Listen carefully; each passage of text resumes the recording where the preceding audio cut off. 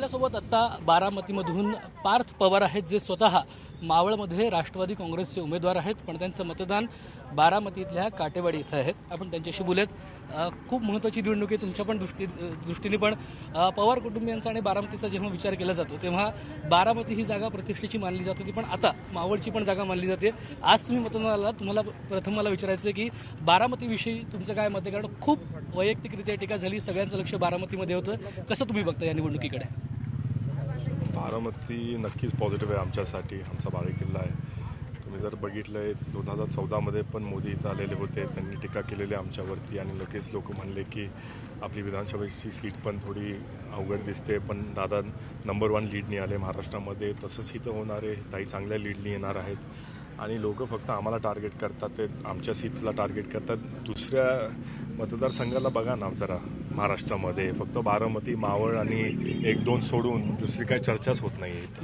नाही, पण असं आहे की बाकीची फक्त कार्यकर्ते किंवा विरोधी नाही, पण नरेंद्र मोदी स्वतः येतात आणि बारामती किंवा शरद पवार यांच्याबद्दल बोलतात. साधारणतः जे तुमचे विरोधक आहेत त्यांचा रोख हा पूर्णपणे पवार कुटुंबीय आणि हा जो लोकसभा मतदारसंघ आहे किंवा तुमचा, त्याच्यावर राहिलेला आहे. तुम्ही त्याच्याकडे कसं बघता? मला वाटतं की ते कम्प्लिटली इमॅच्युअर आहे हे ज्या गोष्टी होतातच. कारण आपण मुद्द्यांवरती बोलायला पाहिजे. तुम्ही काय चांगले कामं केलेत, काय करणार आहे त्याच्यावरती बोला, लोकांना मदत कशी करणार त्याच्यावरती चर्चा करा. आता वैयक्तिक टीका कशी करतात तेच मला समजत नाही. कारण हे वयाने ऑब्व्हियसली मोठे रिस्पेक्टेड आहे, मी सगळ्यांचा आदर करतो BJPच्या लोकांचा. मला पण वाटलं की ते आल्यानंतर चांगलं काम करतील, पण कुठे काय चांगलं काम दिसलं नाही आणि आता आमच्या परिवारावरती टीका करतात. तर हे बरोबर नाही, कुठेतरी बदलायला पाहिजे त्यांचं थोडे प्लॅन्स, टॅक्टिक्स. कारण काय लोकांना हे आवडत नाही. लोकांना दिसतंय की थोडे घाबरलेत, वाळू घसरतीये. कारण टीका करून काय मिळणार आहे त्यांना? विकासावरती मिळून तरी तुम्हाला मत मिळतील. सकाळी बोलताना अजित पवार असं म्हणाले की गेल्या वेळेस पण इथं 2014ला बारामतीमध्ये त्यांचा विजय झाला, पण जे मार्जिन होतं त्याची एक खतखत आमच्या मनात आहे आणि यावेळेस जास्त मार्जिन बारामतीमध्ये असावं असं वाटतं. 2014मध्ये जो सुप्रियाताईंचा विजय झाला त्यातलं विजयाचं मार्जिन हे पूर्वीपेक्षा कमी होतं 2009पेक्षा. त्यामुळे त्यांच्या मनात एक खंत होती की हे विजयाचं मार्जिन आपण वाढवलं पाहिजे आणि खूप काम केलं पाहिजे असं सातत्याने म्हणत होते. तुम्हाला तसं वाटतं की विजय झाला पण समाधानकारक नव्हता असं वाटतं 2014चा? तसं नाही. आपल्याला नेहमी वाटतं की आपण जेव्हा चांगलं काम करतो तर लोकांचा साथ आपल्याला मिळाला पाहिजे.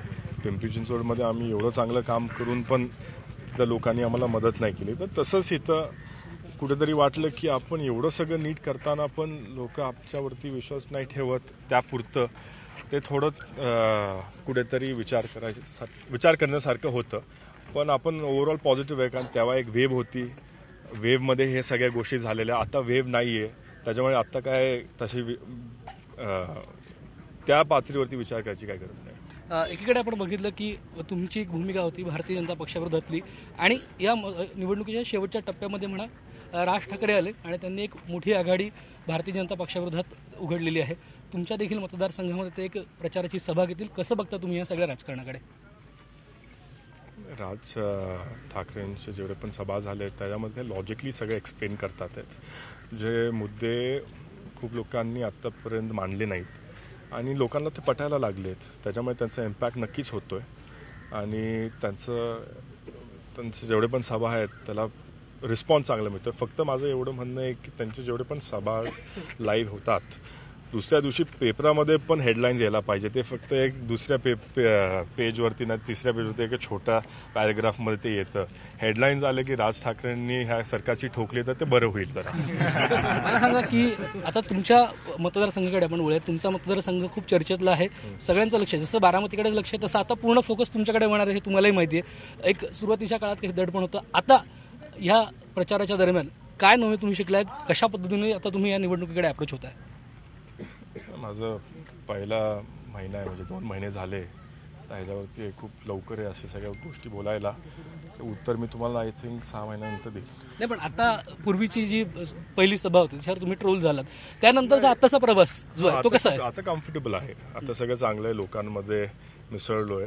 तेव्हा जास्त नव्हतो गेलेलो, त्याच्यामुळे थोडं अपडाऊन झालेले होते, पण आता लोकांमध्ये चांगल्या पद्धतीने मी मिसळलं. शेवटचे काही दिवस आहेत प्रचाराचे मावळमधले, आता कशा पद्धतीने प्रचार करणार आहात? कारण अनेक नेते अशा सगळ्या दिवसांमध्ये पदयात्रा काढतात, रोड शोज करतात किंवा आज सभा माझी करतात. सभा आहे साहेबांबरोबर आज 7 वाजता खारघरमध्ये.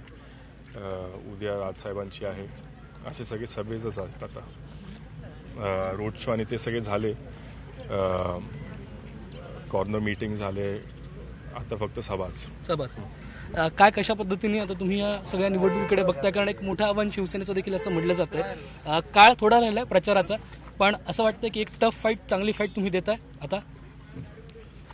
टफ फाईट तसं बघायला गेलं तर मी देत नाही आहे. टफ फाईट त्यांनी केलेले कामं आणि त्यांचे ॲक्शन्समुळे त्यांना मिळते.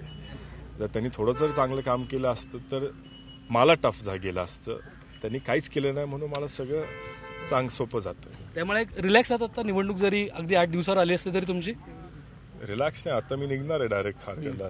तुम्ही आहे म्हणून रिलॅक्स. शुभेच्छा खूप तुम्हाला प्रचारासाठी आणि निवडणुकीसाठी. आमच्याशी बोलल्याबद्दल धन्यवाद. तर हे होते पार्थ पवार, ज्यांनी म्हणलंय की आता या निवडणुकीकरता गेल्या 1 महिन्यापासून जो प्रचार करतोय त्यानंतर आता थोडंसं रिलॅक्स वाटतंय, कम्फर्टेबल वाटतंय. पूर्वीचा जो ताण येत होता, प्रेशर येत होतं, ते कमी होतंय आणि 1 आठवडा अवघा राहिलेला आहे आता या सगळ्या मतदानाकरता. आता पाहूयात नेमकं मावळमध्ये त्यांची कामगिरी कशी होती.